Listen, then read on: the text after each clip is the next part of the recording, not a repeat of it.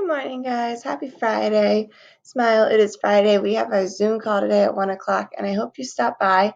I have a game in mind, but I did put in today's morning check-in if you have any ideas for games that you think would be fun to play on the call, that you can write those in. So if someone has a really good one, we can do that one today.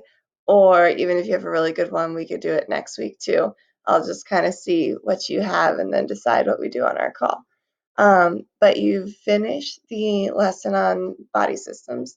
Now that you've written your paper, we're ready to move on from that. And we're moving in to budgeting, which is a for real career and college readiness topic. Knowing how to spend your money is a very good tip for your future. So I think this one will be fun. There's a lot of careers that you can do that have to do with budgeting. And aside from careers, you should just know it for your everyday life. I'm going to read an article to you. You'll read along with me. Then you're going to read one on your own, and you're going to fill out the note catcher. Today I just did a KWL chart, so what you know about budgeting, what you want to know, and what you learned. I wrote in here that I asked you to write down at least 3 pieces of information in each column. And this note catcher should be like a pretty easy step into it. And from seeing you guys with our class dojo points, I think some of you already know how to budget because you are saving up your points, not even your money. So that's a good start. Alrighty. So we've got today's morning check-in. We're going to read Teens Read About 401ks. That's the one I'm going to read to you. So you can go ahead and open that up, make a copy. And then we're going to read about money and finance, budgeting money. And you can open that one up. That's one you're going to do on your own. So now I'm going to go to my KWL chart also because we're doing what we know. So we can do that first. I will maybe talk to you about a few, but I'm going to let you fill this in because it's what you know, not what I know. But looking at these two articles that we have, reading, writing, arithmetic, and retirement, teens learn about 401ks. Well, I know that a 401k has to do with this word here, your retirement. And when you retire from working, it means that most people do it when they're around 65. Some people save up earlier so they can stop working before they're 65, but the 401k is where you save your money so when you turn 65 or when you're older, you can stop working. So that's something that I know about this article already. If I look at our other one, money and finance, budgeting money, for a no here, I could just say that I know that budgeting money is very, very important, that balancing your bills with what you want to spend your money on is something that we do every single day of our life. So those are some ideas for the no. Remember, I would like 3 in each column, so please don't forget to do that.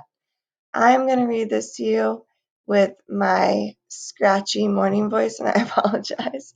Usually I do these at night, but I couldn't get to it last night. I had other things I had to do with the grading, so we're just going to do it this morning like this. Remember, we're still following all of our rules about annotation, so I'm going to remember that our title is our biggest clue here. This article I already know is trying to inform us of something. It's trying to teach us about 401ks. It's trying to tell us that teens have learned about 401ks. So teenagers are 13, so middle school age, they start learning about 401ks. That's great. Let's see. In a personal finance class at John Camp High School in Loudoun County, Virginia, 16 and 17-year-olds are learning about something that might seem unreal for teenagers as the math ideas taught in calculus. They are learning about retirement. Virginia was one of many states that moved to offer more personal finance courses following the Great Recession. When many people lost jobs and the U.S. economy grew worse from 2007 to 2009, the state wanted students to learn practical money management skills. So I'm going to highlight this. Money management is basically what both of these articles are about. That's what budgeting is. You manage your money. Virginia hopes to help them avoid problems that many of their parents experienced. People who wanted to make this class a requirement for high school graduation argued that American children were falling behind in financial understanding. They said that the increasingly difficult world of credit cards and student loans demanded a new type of education. I'm going to highlight this as well um, because I think it's important. I think oftentimes it might feel that people make claims about generations and say like this generation doesn't understand anything, but I don't think this article is trying to say that. I think they're trying to say that the money issues people used to have were smaller. Schools didn't cost as much, houses didn't cost as much, education didn't cost as much, cars, like everything was more affordable. Now, to be fair, people made less money, but there's a lot of credit card companies out there. There's a lot of debt that people take on in their life. So it is a really good skill to learn how to manage that. So to me personally, I don't see this as a negative of like, oh, people these days don't understand money. I think it's like, let's help these high schoolers learn how to use money because they're about to go to college and they probably are working a job now. They're going to go to college and maybe take out a loan. And after that, they're going to want to know what type of job to get. And so I personally think in high school, I could have found this really helpful. So, a 2012 study showed that US teenagers were in the bottom half for financial knowledge among the 18 countries that participated. The United States ranked ahead of France and Spain, but below Russia and China. There are now 17 states that require high school students to take personal finance courses, according to the Council of Economics Education. In 2007, there were just 7. Financial skills for life. And that's a header, so I should highlight this. I probably forgot earlier, I don't remember. An economics and personal finance class is now required in Virginia. The class of 2015 was the first that needed the course to graduate. Northern Virginia now has one of the best personal finance education programs in the country. According to Working in Support of Education, the group designs personal finance lessons for high school students. Chaplin College's Center for Finance Literacy also gave Virginia an A for its level of personal finance instruction. Only 5 states earned this top grade.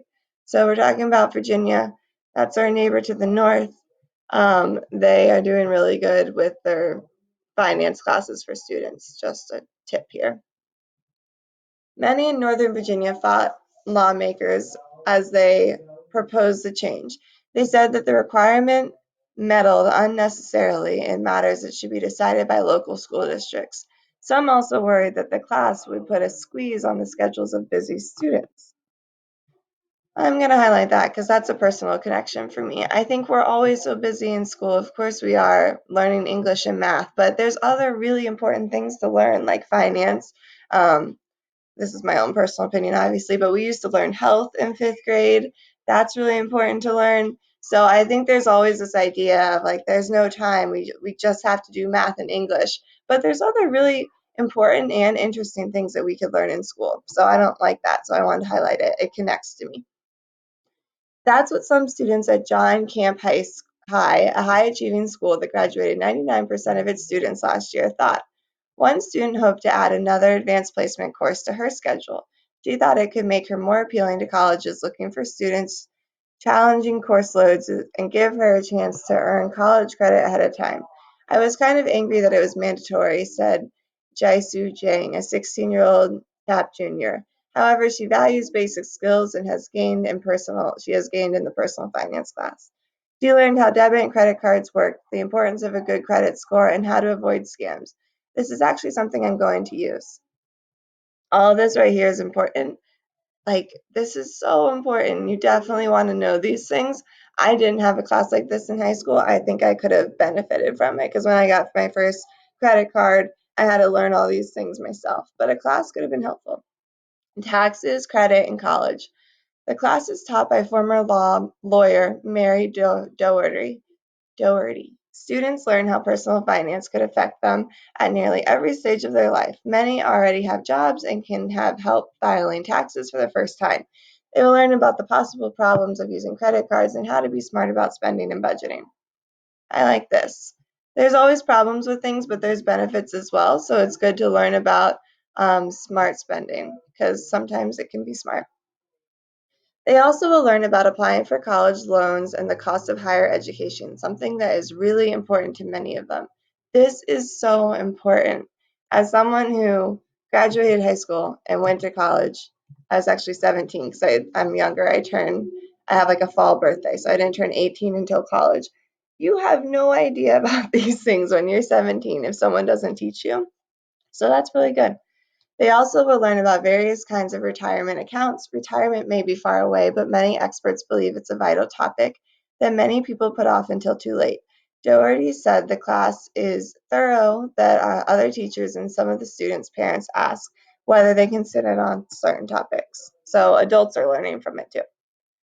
The class serves as a sort of reality check for many students.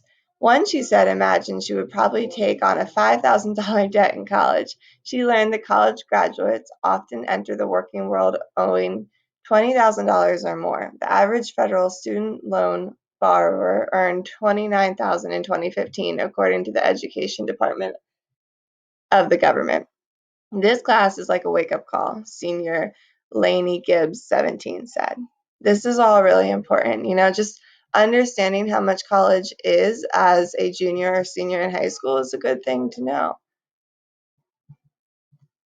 Drilling into the family budget. Teacher Tony Fazan, a former banker, said the biggest jaw-dropping moment for her students is when they do a budgeting exercise. That's when they learn how much it costs to raise a family in wealthy Loudoun County. She recalled one student's guess for how much it would cost a family of four to make it through a month, $75. That's funny to me because of my background knowledge. So I don't know if you remember, I'm from Virginia. I also know where Loudoun County is. I wasn't from there, but it is very expensive. It's near DC. It's expensive to live there because DC is very expensive. So to think that a family of four could live off of $75, that's silly. They are very disconnected to what it costs to live here, raise a family here, Faison said. One thing many students do understand are the real effects of a financial crisis. The recession is recent enough that some students can recall the effect on their families, Faison said. Faison worries that students would not have learned about personal finance had it not been for the classroom. Many, she says, might have received their only advice from people trying to profit from them. Those people might not have had their best interests at heart. Our goal, Faison said, is to turn these teenagers into educated consumers. This was a really good article. I like this one a lot. It taught some good information. So the teacher wanted her students to be educated consumers. A consumer is someone who spends money. You consume goods. So she's just trying to educate her students on the costs of life, not to scare anyone, of course, but just honestly so you have an idea, because that helps you guys decide what you want to do when you go to college. Like, what type of career do you want? What type of like what type of life are you looking for? So I think this was a cool article. Maybe I'm just nerding out on my own, but I think it would be really good to read. So remember, you want to make sure you had some information in the know. And I guess we could have done the want to know too, but you could do that now. And then put something in that you learned. So since I just read this to you, write in a few things that you learned here from this article. We learned about retirement, 401k. We learned about um, schools in Virginia teaching students how much college is and how much it costs to raise a family, things like that. Hi, Kona. Dog's here. Now, before we go into this next one, Kona, go upstairs. You're going to read about money and finance, budgeting money. So you could fill in what you want to know here. What's some stuff you want to know about budgeting money? What's some things you want to know about finance? Put that in this want to know column, and then that's all you guys have to do today, and you can fill out some more learned once you read the article. But that's it for today. I really hope I see you at 1 o'clock. I miss you guys, and you do have science today, so don't forget. Okay, I'll talk to you later. Bye.